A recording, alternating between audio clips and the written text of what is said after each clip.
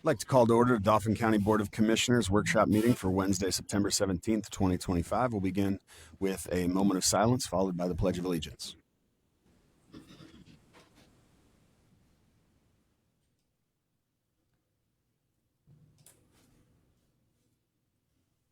Pledge allegiance to the flag of the United States of America, and to the republic for which it stands, one nation, under God, indivisible, with liberty and justice for all.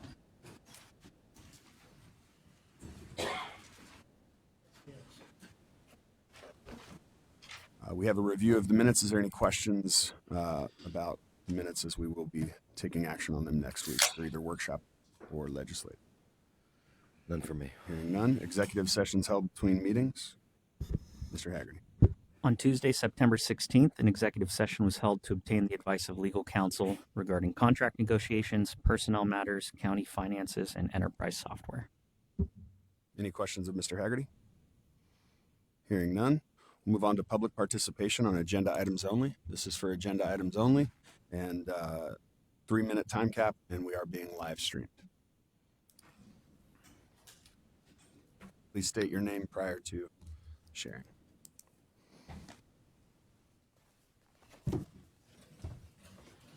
Good morning, Commissioners. Good morning. Good morning, Mr. Haggerty. Pamela Parson, City of Harrisburg. Today you're going to vote on the Medico contract. And you're balancing two responsibilities, your fiduciary responsibility and for keeping people safe who are in the Dauphin County Prison. And I heard quite clearly last week about concern about we can't afford this. And I do understand that we are a financially distressed, in a sense, county. But if we look at, do we want to pay up front or do we want to pay on the back end? Medico currently has no judgments across years and states. The same cannot be said for prime care. And that is not only locally, but that is across the country. We can pay up front for what appears to be at this point, based on what we've seen, very competent medical care. Or we can stay right where we are and we can pay for lawyers' fees, bad press, litigation, settlements, and maybe even some sort of mitigation. And we don't know what that figure could be, but we do know what's up front. And we're also paying an exorbitant amount to Prime Care just for finishing out this contract. And we're creating a lot of staff anxiety has been created about that too. And you're holding people's lives in your hands. The other Prime Care and a lot of the other folks that you looked at have demonstrated over and over in multiple states, in multiple facilities, that they are not competent to provide medical care without doing harm. So I would urge you to vote for Medico, even though it is expensive, because I think in the end, that is what we're going to be needing.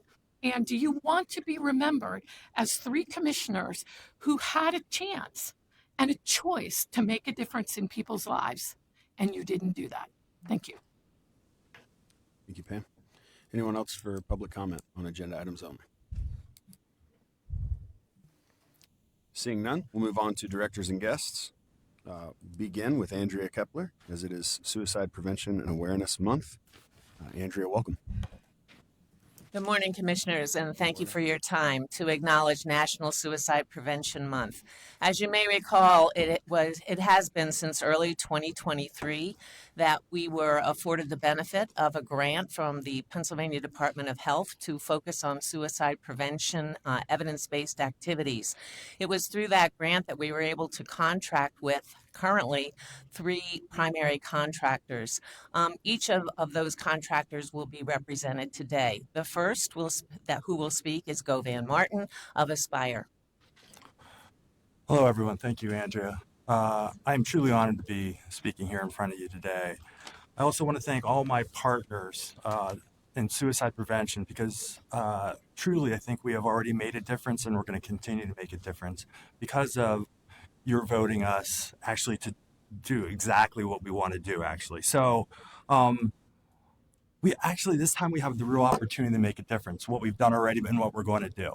And some of the things that we would like to do is one, make every voice heard. So that we know that with suicide, not a lot of people talk about their lived experience, such as if they attempted, if they're having current thoughts, or if they lost a loved one to suicide, because suicide has a huge stigma associated with that. The fact is that most people won't reach out and get help, whether it's to a mental health professional or to a loss survivor group, or just in general talking about it, because there's so many people that are thinking about suicide today. According to the latest statistics in suicide, we've lost over 49,000 people to suicide nationally. In the state, we've lost almost 2,000 people to suicide. In Dauphin County, actually stats went down in 2024, 48%. Now, I would love to say that we had something to do with it, and maybe we have, but we would love those stats to continue in that downward trend. The average for the last decade in Dauphin County has been 46 suicides per year. We can really make a difference by doing some of the things that we are currently doing right now. One of the most innovative things that we want to accomplish with the current grant is to create a suicide data dashboard in real time. So we want to collect those statistics and see if there's any correlations with suicide across, like in a township, a borough, or even in Harrisburg City, to see what we can do to see where why people are dying from suicide. And that we don't know right now. Really, in the state, what we collect is only age, gender, lethal means used in county where they died. That doesn't tell us anything as far as why people are dying by suicide. So what we want to do is collect more statistics as far as, is somebody have a predominating mental health issue? What was the primary reason why people died from suicide? Also, are they taking any medication? So there's actually a voluminous amount of information that we can collect to actually find out why and see if there's any correlations actually in real time when people have died from suicide or even attempted suicide. So the more information that we can collect, the better we'll be able to find out and make a difference with those people. We want to create a suicide mortality board, which is going to be able to gather those statistics and actually figure out what we can do. So like if 3 suicides occur in a school district, we would like to get in that school district to provide training and to start talking to people more about what we can do better. So, and again, these are all new and innovative. Actually, there's no one in the country right now that has a suicide data dashboard in real time. So that would be a great innovation that we are going to develop and make sure that we do it in the right way. We're going to create loss teams. Loss teams means local outreach to suicide survivors. So when someone unfortunately dies from suicide in the family, we want to reach out to that family immediately to make sure that we provide them resources and comfort and get them resources such as mental health professionals, such as a loss support group. An astounding statistic is if we lose someone to suicide, a close friend or a family member, we are 4 times greater than the general public than to attempt and die from suicide. So we need actually to do better. We want to reduce firearm deaths from suicide by purchasing gun safes and gun lock boxes to make sure that, which has been proven to make a difference when someone can actually lock up their firearms. We want to train people in QPR, which is question, persuade, refer, and assist to the public and to clinicians to make sure that they're aware of what they can do to help people who actually need it or just want to know more information about suicide. The more information that we know on how to help people, hopefully you can drive down those rates. One of the most innovative trainings that we've already brought in and want to continue to do annually is called CAMS Care. It was created by Dr. David Jobs, who actually it's training suicide-specific training to clinicians. And right now there is no suicide-specific training, only that one. And the more that we train them, Dr. Jobs' philosophy is that Inpatient isn't needed, except for the most extreme cases. However, just 6 to 8 outpatient visits treating the drivers of suicide, why people want to kill themselves, can make a huge difference. We also have annual conference with people actually from speaking around the country, those experts in the field coming and tell us what we can do better. And we can all do better with suicide prevention. We would love to actually get you guys to come do a training as well with us to actually talk about it maybe the next time we have a meeting here. And the more that you actually tell the public on what you learned and what they can do, the better that we can continue our mission in a more public way and get to normalize the conversation about suicide. Because actually, unfortunately, suicide is such a stigmatizing topic that it's often whispered in closets or whispered in hallways. And unfortunately, because we're not normalizing the conversation, that it's going to continue that trend and more suicides will continue to happen. So the more easily we talk about suicide, the better that we continue to help people. And we would love to bring you in to help us do that. Thank you. Thank you. Good morning. Morning. Thanks everyone for having me here. I appreciate the opportunity to share. My name is April Downing and I am the Executive Director for NAMI Central PA. And this year, NAMI Central PA has been a source of hope and strength for youth and young adults for our community. And through education and outreach and support, we have opened the door to conversations about mental health and suicide prevention, conversations that break stigma and truly saves lives. Partnering with schools, colleges, and community organizations, we've equipped young people with knowledge to recognize warning signs, the courage to reach out for help, and the compassion to support one another.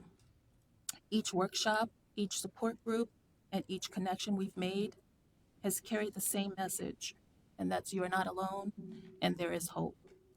By standing with young people and their families, NAMI Central PA is building a future where mental health is valued, resilience is nurtured, and every young life has an opportunity to thrive. Thank you.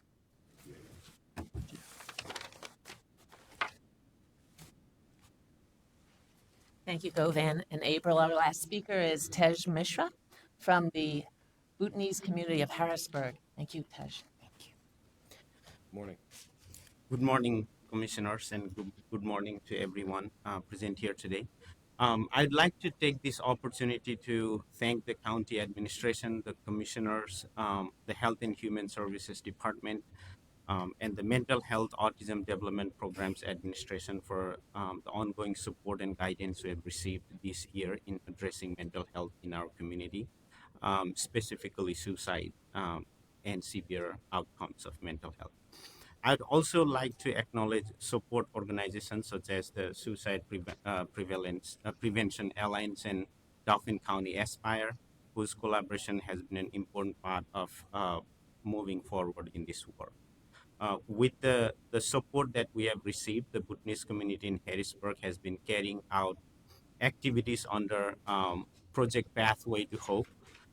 This initiative provides suicide prevention and mental health awareness trainings, facilitates group conversations to reduce stigma and hesitance around seeking help in mental health, and offers training and orientation sessions for service providers to strengthen their understanding of cultural nuances and considerations within our community. Although our work has only been underway for a little over 8 months now, we understand that meaningful impact requires persistence and long-term commitments, especially in mental health and severe outcomes of mental health. Even so, we have seen promising signs through this project. Participants have given positive feedback, and we're engaging with the community more closely, both through social media and in-person meetings. Several individuals have already been trained as QPR gatekeepers, extending the program's reach and ensuring that prevention becomes a shared responsibility within the community. Our goal is to sustain these gains and to continue creating safe and open conversations about mental health, and to ensure that the community does not lose the ground we have made together. We remain grateful to the county, the commissioners, again, the Health and Human Service Department, and the state for your continued support. Thank you. Thank you, Ted. Thank you, Commissioners. Commissioner Harwick, would you like to give some remarks first? Sure. Welcome, everyone. First of all, this has been a long discussion, long time in the making. I see Jen Hines back there in Govan. And I know, Randy, how long we've had the discussion about Dauphin County's suicide prevention model. And a critical component to that at the very beginning was the idea of making sure we touch all communities and hear the feedback from all communities and make sure that we are not doing the talking, but doing the listening. And figuring out a way to collect the best practices to ensure that we are serving the community in this and not just filling out a grant application and saying that we did something. And I think that call has been answered in a way that even exceeds my expectations. I know that the additional grant that was provided to the Bhutanese community, I think of my friend Padam Rizal. As I sit here and we've talked about him, and Randy remembers Padam, there is a disproportionate amount of impacts for both behavioral health issues, suicide rates, and DNA issues. And in order to effectively combat that and to do it in a proactive way, we need to be culturally competent. And to do that in all of our communities, we need to ensure that we are meeting people where they're at. And quite frankly, this is an unbelievable collection of both best practices. Again, I know you were quoting some of the new innovative ways that we plan to both train, and you can sign me up for training. I know I spoke to the group already, but I think the smartest ones of us always know we have a lot to learn, and we want to be your biggest advocates. But there is so much work to be done. And just quickly, I'll share a personal story. I lost two friends to suicide, almost close to each other. And one wrote in a suicide note that only I understood his trauma and that I can provide the eulogy.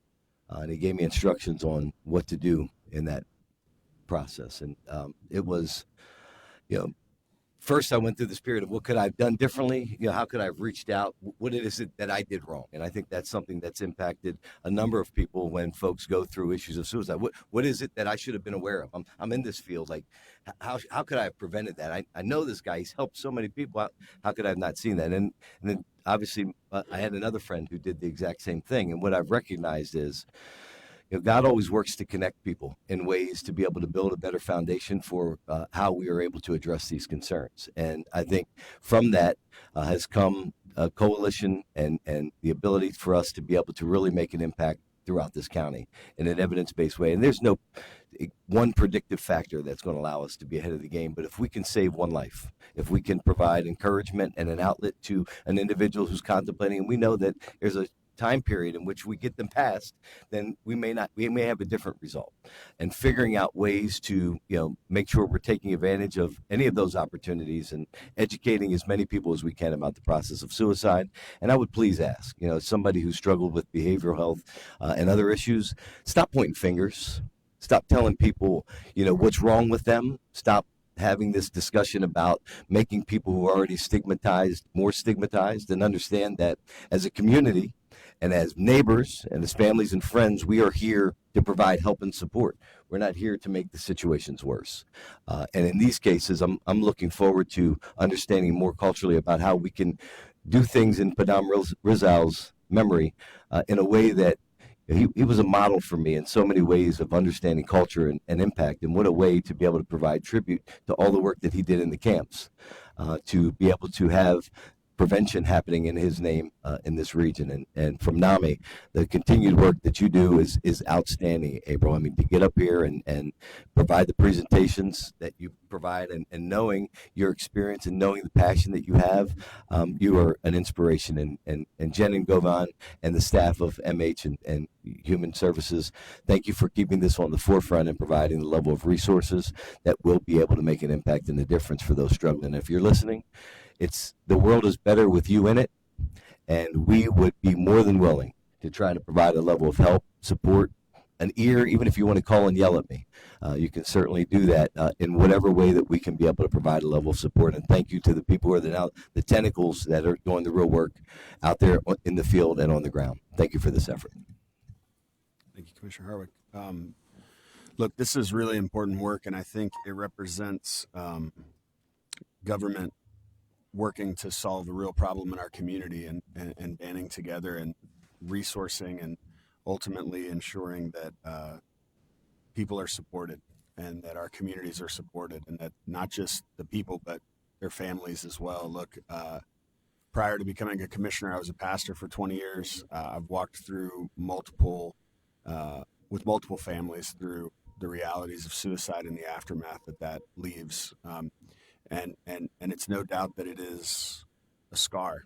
And I think the idea of not just thinking about prevention, but also thinking about how we support suicide survivors is really important. So I really want to thank you and commend you for your thoughts on that, because that is its own version of trauma that's unique to those individuals, and certainly can often come with a lot of guilt, a lot of should have, would have, could have, and that's a unique experience that people need someone to walk through with them and help them unpack that. So these kind of resources, we can't have enough of them in our community right now.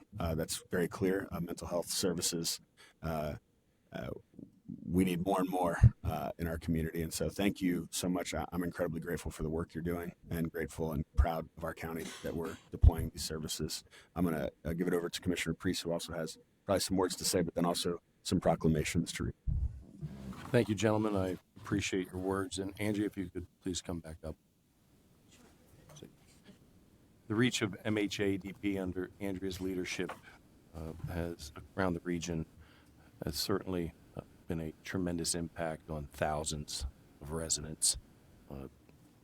You're a team player, always putting others before self, and we cannot thank you enough for the great work that you have done on behalf of the county and the residents over many years that you've been here. And we'll get to that at another time down the road in terms of that discussion. But it's been mentioned here about normalizing the conversation, allowing more people to recognize the signs, reducing stigma, which at the end of the day saves lives. And that's the most important thing. And as Commissioner Hartwick said as he looked into the cameras, folks at home, you are important. We care about you. Feel free to call us anytime if you need to chat. Any of the three of us, anybody here at the county, we're on the other end of the phone, willing to have those discussions. And the team you have behind you, the folks from Aspire, NAMI Central PA, and the Boot East Center that have spoken here, the impact on those individuals and the people that they've touched goes a long way in many lives that have been changed in a positive manner because of the work that they're doing on a daily basis and 24/7, 365 does not go unnoticed. I would be remiss if I didn't thank Commissioner Hartwick for his leadership over the years. I happened to become oversight just in May.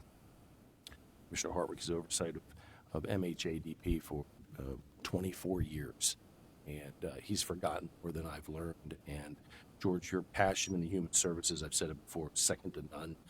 The work that you've done, reaching out to individuals, allowing your oversights to get out there and do the work and be 100% behind them and fully supportive of the work and initiatives that they have done, are doing, and will continue to do. I want to thank you for still being engaged as well. And at this time, I have a proclamation that I'd like to read into the record, and I have 3 copies, one for each of you that has spoken this morning. We, the Dauphin County Board of Commissioners, recognize the month of September as Suicide Prevention and Awareness Month.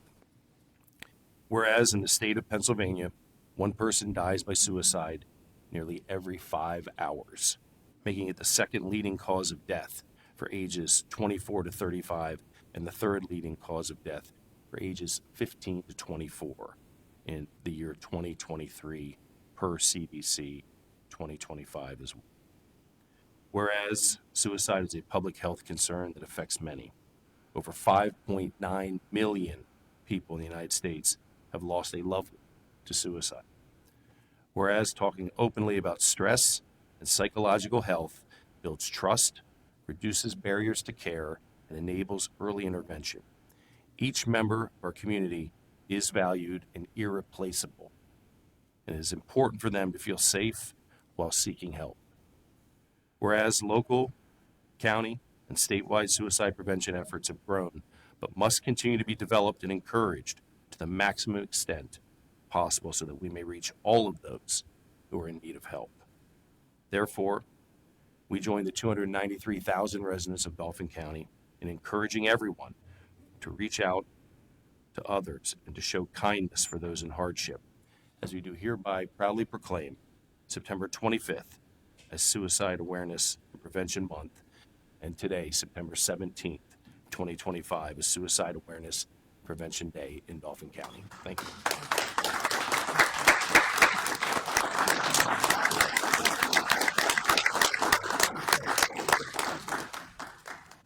We're usually expressing a lot more excitement out of it. This is a very somber situation as well, because the people that are impacted aren't here anymore.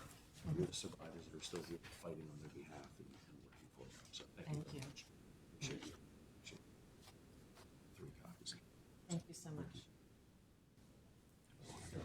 Sure. Should do. Can we do a picture? Yeah.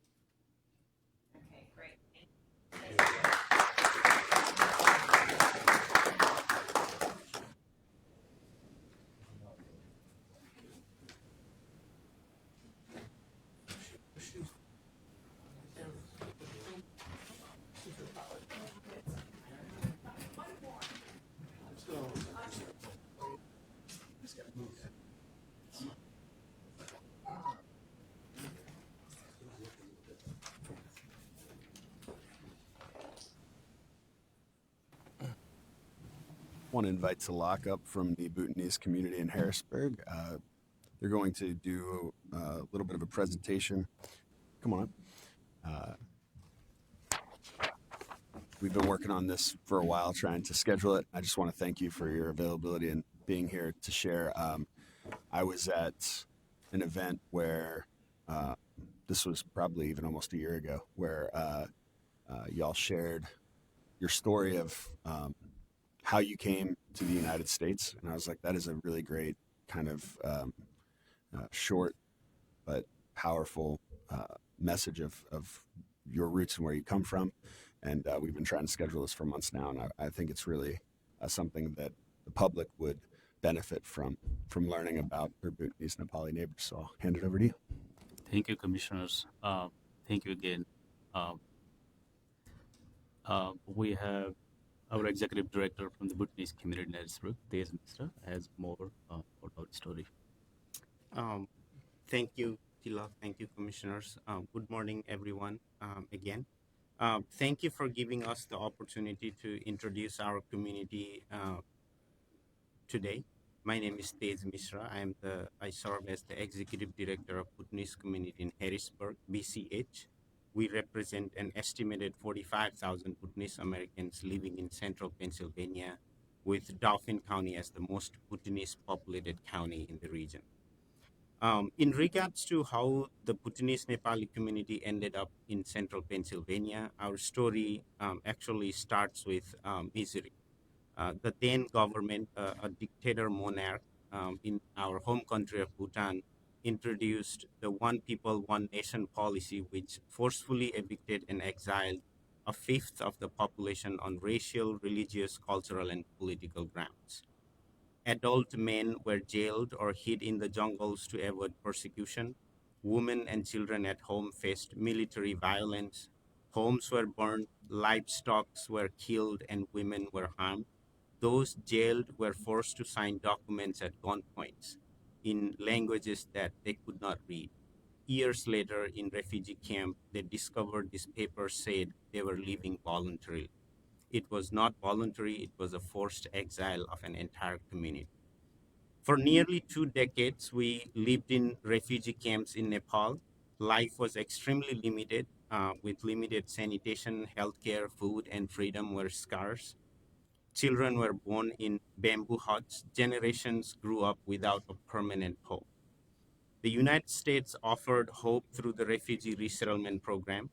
Tens of thousands of us arrived here legally after years of Department of Homeland Security screenings, background checks, and security clearances. Every individual came through this process in our community. There is no illegal Bhutanese immigrant in the US. Resettlement is a journey. The first years are very hard hit. To learn a new language, you navigate unfamiliar schools and other systems. You struggle with basic needs, but over time, families become self-sufficient. Today, the Bhutanese community in central Pennsylvania has progressed beyond survival. We're active and contributing members of the region. We have established 40, 50 or more home care and related service businesses. We operate grocery stores, restaurants, and salons. We have built over 20 nonprofit organizations within the community and dozens of churches and temples. Our community strengthens the local economy and enriches the cultural landscape of Dauphin County. We're also culturally vibrant community. Our community represents many ethnic groups, religions, and languages. In Bhutan, celebrating our culture was suppressed, but here in Pennsylvania, our music, dance, festivals, and foods thrive. We share our culture with neighbors and broader community. I would like to take this opportunity to invite everyone listening hearing me today to our upcoming BCH Mela on September 28th at HAC Harrisburg campus. Thousands of community members, friends, and partners will gather. Bhutanese-owned businesses will showcase food, art, and culture. It will be a celebration of diversity, simplicity, and community spirit. Please mark your calendars. I'd also like to take this opportunity to introduce briefly our community organization, the Bhutanese community in Harrisburg.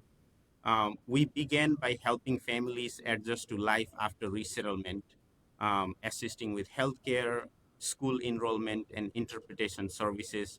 Founded in 2011, PCH has grown to identify community needs, educate service providers, build partnerships, and connect people with resources. BCH serves as a bridge, helping our community integrate while helping Central Pennsylvania understand and embrace us. Commissioners, our journey has been long, from persecution in Bhutan to refugee camps to a permanent home in Dauphin and surrounding counties. We're grateful for the welcome we have received. Today, we're proud to contribute economically, culturally, and socially. We continue to strengthen Central Pennsylvania and give back as good neighbors. Thank you all for allowing us to share our story today. We look forward to walking together as neighbors, friends, and fellow Pennsylvanians. Thank you. Thank you, commissioners. Oh, we obviously have had multiple conversations, and you have both as a neighbor and as a friend and as a leader, my ear. We are here. A lot of people get it confused. We work for you. And as the citizens of our community, I think I've got a long-standing history and willingness to be able to address the needs that have existed, and we've taken action, in fact, to do so, and continue to be receptive to ways to both grow the economy and to serve some of the socialization challenges that exist, cultural challenges that exist. The ability for my neighbors, Suhana and Suprina, are frequent bike riders with my son, and I hear about the challenges from school to the grandparents and the language barriers and the other concerns, and the idea of continuing to try to provide a level of support from the county side in order to address that assimilation, those concerns, and those opportunities. We're here to be able to serve you. So thank you for your relationship. Thank you for your friendship. And there's a lot of work ahead, and I look forward to continuing on that line, that road. Thank you. Thank you. I echo Commissioner Hartwick's comments and thank you for being a part of our community. Several years ago, I did not know anything about your story. I've had an opportunity to meet with you and members of the community, hearing stories, attending events. You are a solid community. You have each other's backs. We just appreciate the fact that you're willing to be partners with us moving forward, county issues, because you're impacted by the same issues as everyone else. You're new to our community and a very strong base of a community that you have. And the great thing is you're not going to sit back and just let people impact you. You're going to be part of the story and writing your own narrative. And your residential communities are growing stronger by the month and reaching out to folks all throughout Dauphin County and the region. We're just glad to be part of your team and fully supportive of the work that you are doing. Thank you, Commissioners. I just want to take a moment for those who might just now be hearing for the first time about the Bhutanese Nepali community here, regionally, to just say, I've come to know their story to be a story of resilience. To spend decades even in a refugee camp after, in some of our conversations, some people, barely got out alive. To then spend, decades in a refugee camp, to go through a process to come to a country that you didn't know the language, didn't know the culture, weren't sure how to make do. It is that kind of resilience, that kind of strength that I, for one, am proud to have you as a neighbor and proud to see your community thriving here in central Pennsylvania. I think it makes all of us better here as Dauphin County, as central Pennsylvania, as the Commonwealth of Pennsylvania, and as a country. And so thank you for that. I am looking forward to the BCH Mela. So I just want to make sure everyone knows that that is the 28th, correct? Am I correct on that date? And it's at Hack, and it's free, right? It is. People can just show up. And what are they going to experience if they show up to that event? What are some things they can expect? So, thank you, Commissioner, and a great question. So, the event will start with cultural parade. So, we encourage you to get to the venue early in the morning. The parades will start around 9. As I indicated earlier, our community is a mix of different ethnic, racial groups, and we want to highlight those cultural heritage that we have within the community. So that will be a really good event to witness and interact with people. And then throughout the day, there will be ongoing performances on stage. There will be food stalls, other arts, nonprofits, other businesses represented on tables and tents throughout the venue. And a lot of good food to taste and try out from the community. Yeah. So it's typically any typical cultural festival that you would. Great. Well, we look forward to being there, and we look forward to inviting everybody from the county to come out. So thank you for plugging that, and hopefully it's an opportunity for people to continue to grow, to learn more about their neighbor. Thank you both for being here and for sharing with us today. Thank you. Thank you, Commissioners.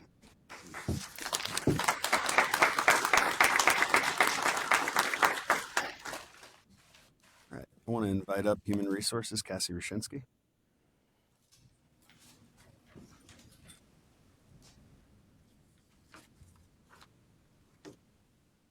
Good morning. There's no items that need voted on today for salary board or personnel.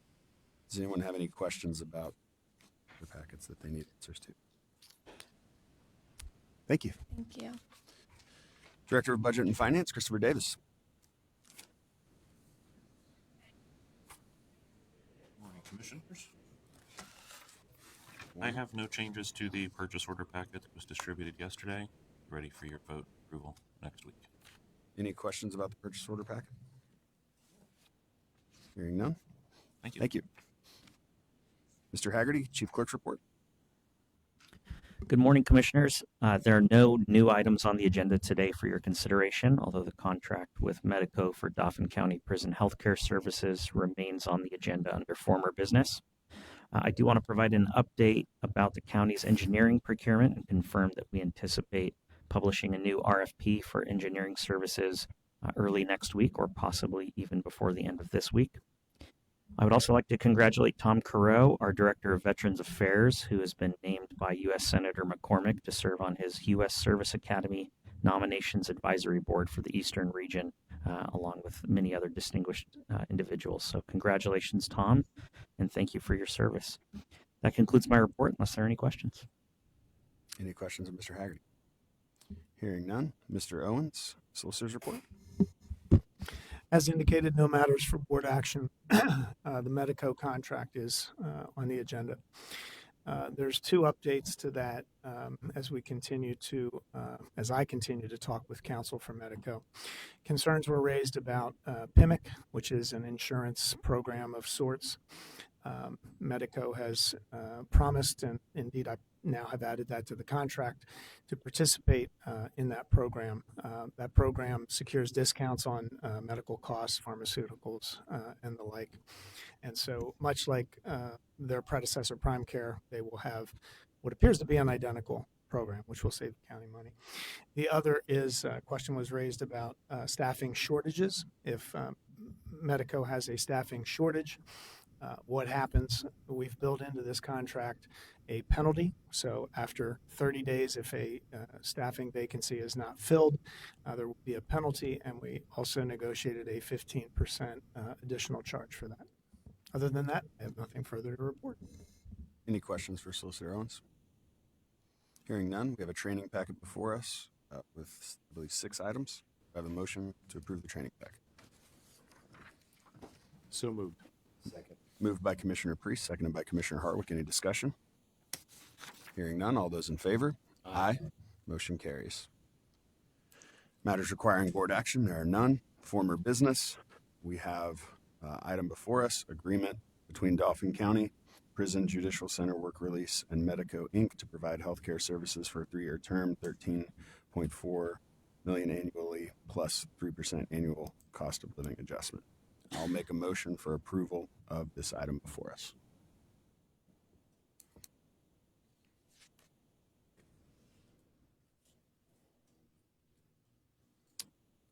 I assume my motion does not. Are you asking for a second? Yes, I'm asking. Second. Second, okay. Any discussion?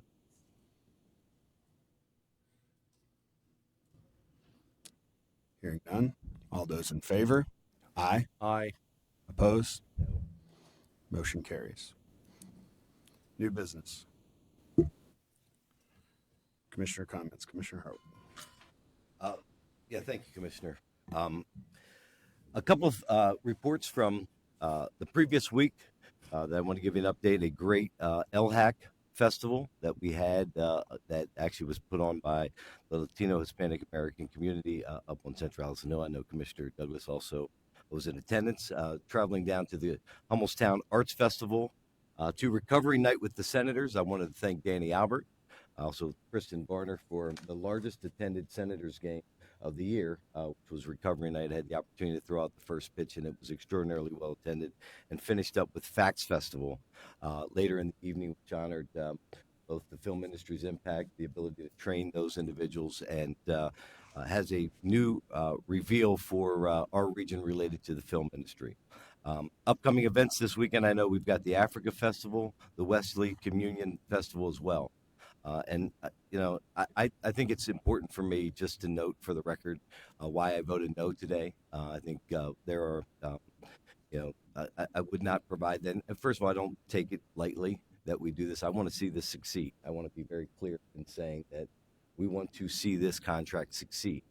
The challenge is there are major still financial questions that remain unanswered.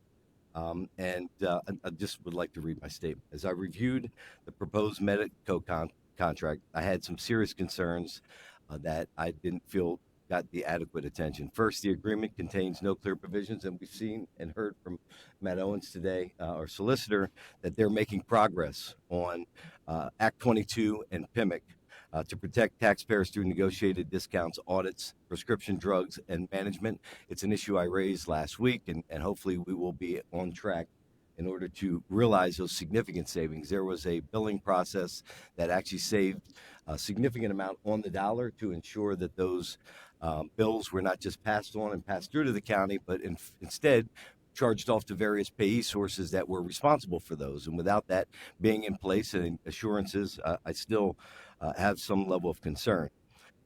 Without those safeguards, the county exposed to unchecked pharmaceutical and medical billing costs. Second, I think the other part to this is the proposal reduce dental hours, which is something that not a whole lot of people paid attention to. I know that from my perspective, I heard a lot about dental, both from the current provider and from other folks, and this actually reduces those hours by eight hours. There's sort of an innovative ways that the local dentists coordinate timing there, and I don't know how that is going to be addressed.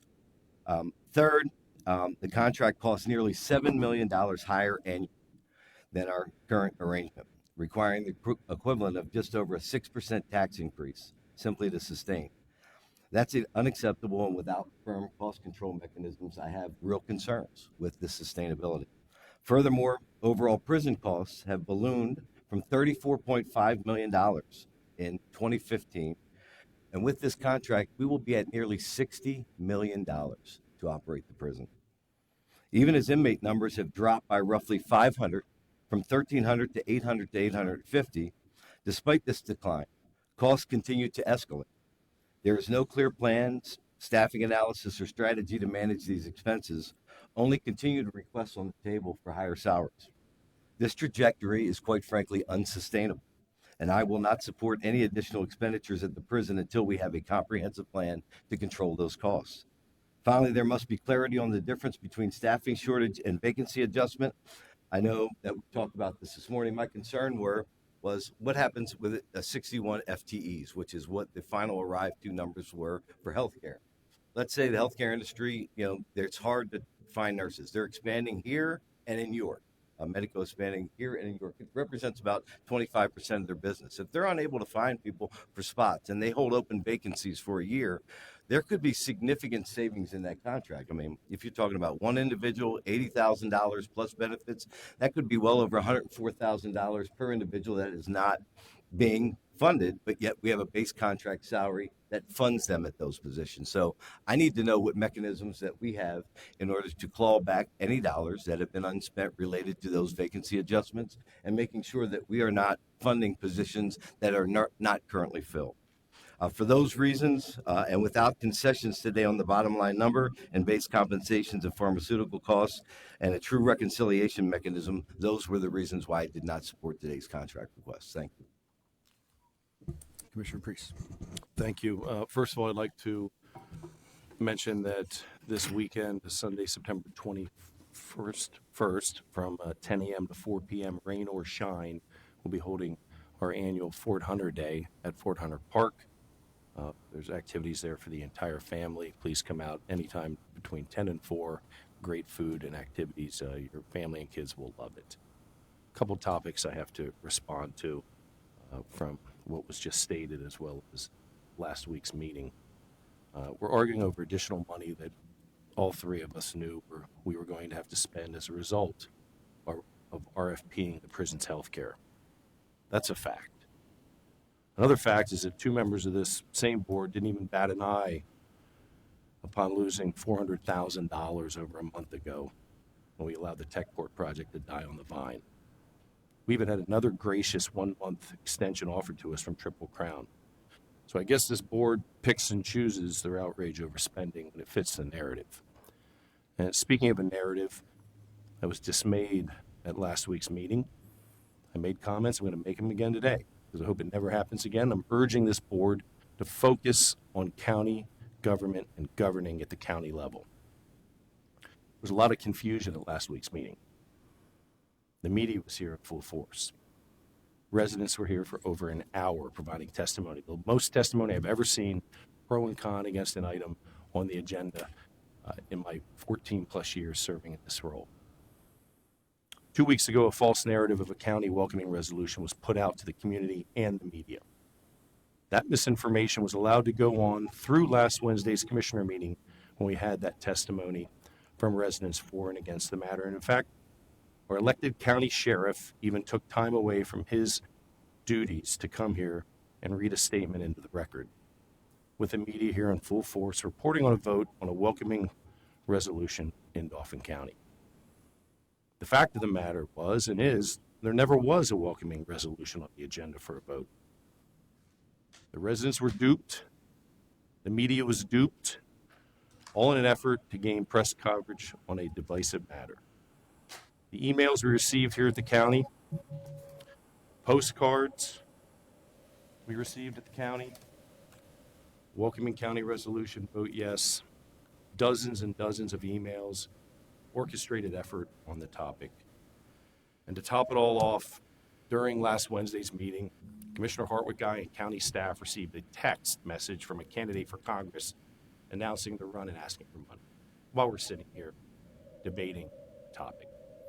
So I'm urging my fellow board members, again, it's the last time I'm going to say it, for actions taken. Focus on county government and the work before us. That's what you were elected to do. That's what we were elected to do. That's what we must do. Thank you. I was also at the LHAC Street Festival. It was a great time. Really amazing to see Gloria and her work and the work they put on for that block party, and just seeing so many people out and seeing many familiar faces. Definitely had the best tacos I've had in a long time. It was a really great time. There's a lot going on in this month and next month. Want to encourage people to get out on the weekends to Fort Hunter Day, even as we just heard BCH Mela, and many other things coming up that I think are just opportunities to see our community on display. Correspondence will be received by the Chief Clerk's Office and disseminated as needed. We are now moving on to public participation. I believe I will have a list, and then following the list, I will open it up for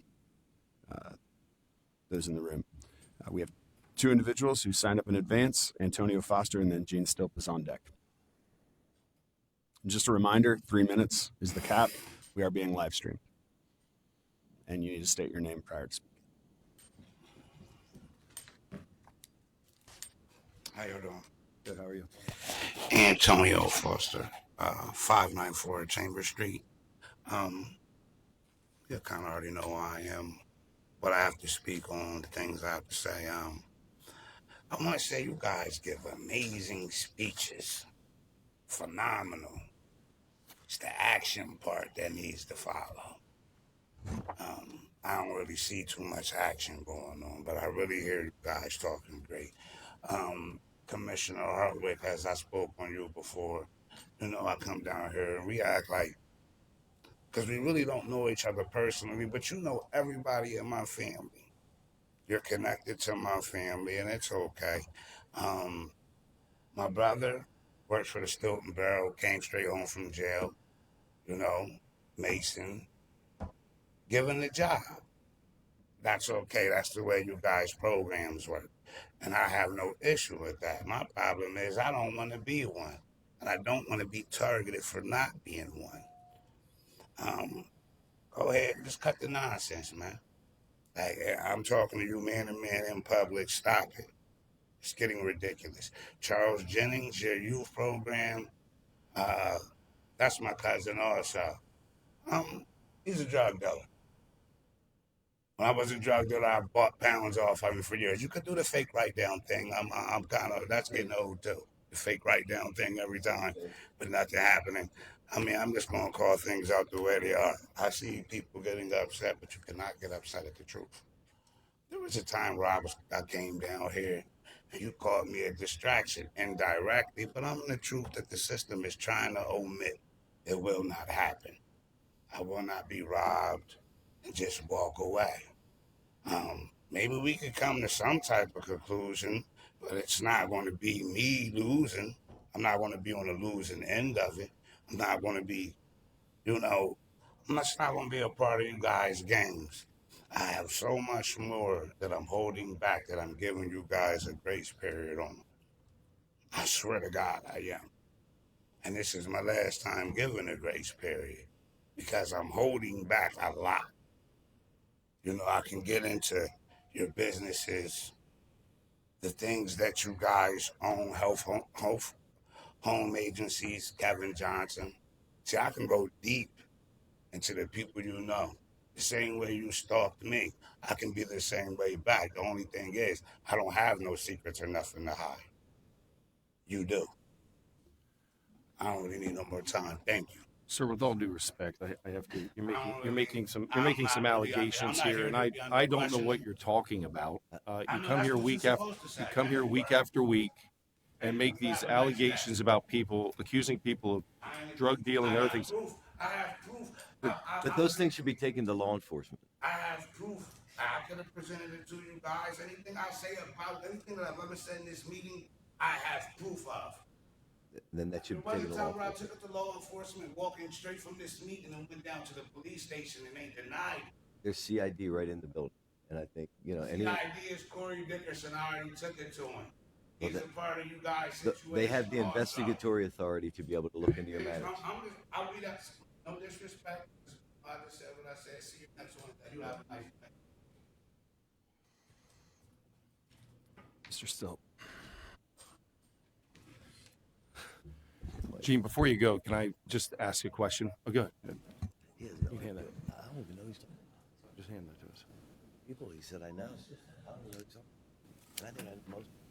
I think we should get Mr. Stilpen here sometime, not today, but sometime to give a analysis and a summary of what he and Ed Chubb and others did years ago on the Susquehanna River, putting up. I deny everything. I mean, I've seen it in the paper a couple times, but I know there's people sitting in this room that don't know about it. And I was driving by there Saturday, and individuals in the car with me brought that up and how they think that's such a unique thing and how it's still able to stand there with all the regulations we have out there. So sometime I think it'd be neat if you come in here and bring your group with you and tell the story. Thank you very much, but I deny everything. Well, you're already on record and typical for the article saying that you. I know nothing. Okay. That's good. Let's see here. We'll let your time start now. Okay, fine. That's fine. First of all, I'm sorry for missing the last few weeks. Other priorities and also. And please state your name for the record. Of things and things like that. But anyhow, bottom line is. You need to state your name for the record. Sorry, just we know who you are, but go ahead and state it for the record. My name, Jose Manis. CID. I'm leaving. Oh boy, Gene Stilt, Fishing Creek Valley. What you have before you right there is the something we presented to the Dairy Township School Board last week, and it's just for your information. But what I'll come here to talk about today is our relationship with FEMA and your relationship with FEMA. On July 31st, at the NRC meeting with the citizens, which was only lasted an hour, and basically citizens opposed to 3 Mile Island restart had 1/2 hour and 2-minute increments. I don't think the county commissioners were represented at that meeting or spoke at that meeting. I may have missed something. Anyhow, update is this: at that meeting, when we asked the NRC people, the representatives there, what do we do about evacuation planning, and they said, it's not us, it's the FEMA. It's FEMA, it's FEMA. Every time anything came up, it was always FEMA. So let's look at FEMA quickly. President Trump said recently in June, end of June, that the FEMA should be totally eliminated.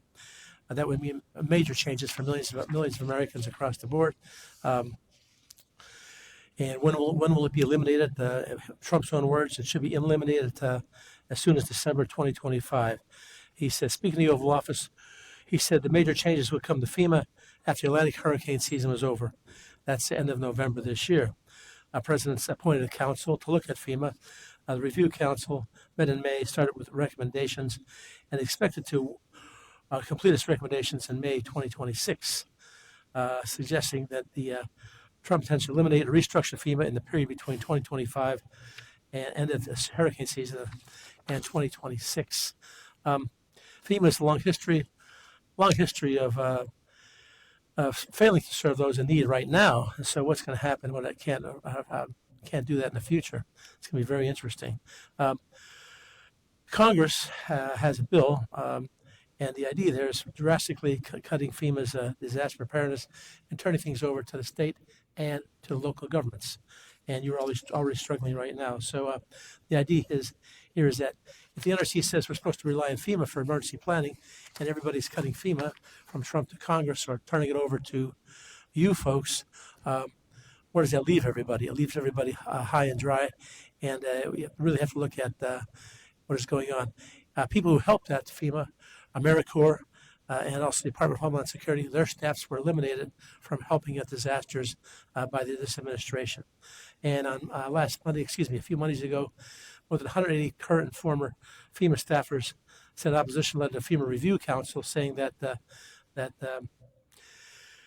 everything is diminished at FEMA and could lead to catastrophe. After that, people were eliminated from FEMA by Trump. Anyhow, bottom line is thank you so much for today. There'll be more in the future. Any questions? No. Thank you, Jose. One from Jose, one from Jose B. Mr. As the Still, fireman said. Mr. Still, following up on Commissioner Priest's request, you could work with Jessica. We'll find some time for additional presentation. That's if Mr. Still would be willing to do that, as well as my colleagues. Sure, interested. we're happy to do that. And we first Statue of Liberty put in the river, '86. We had no permits. We snuck it out there. And we Don't admit that on the record. You got to. What's that now? Don't admit it on the record now. No, I'm just kidding. Secondly, when we put the second statue up there to replace the first statue, I think we got to get 20 different permits, including one from the FAA, so we can fly it out there by helicopter, which we did. Oh, wow. 4 tons. Well, we want to hear more about that. I want to hear all about how that idea right came out and how that decision was made. So speak with Jess and let's make sure we. Get a by the way, presentation Jess was the model for the statue. If you want to. All right. Originally. All right, thank you. Wow. And your 3 minutes is up. We're moving. Anyone else for public participation? Who's Jess? Motion to adjourn.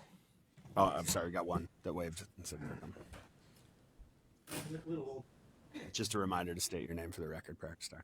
Hi, my name is Charlie Buckwalter. I just had a quick question about the Prime Care to Medico transition.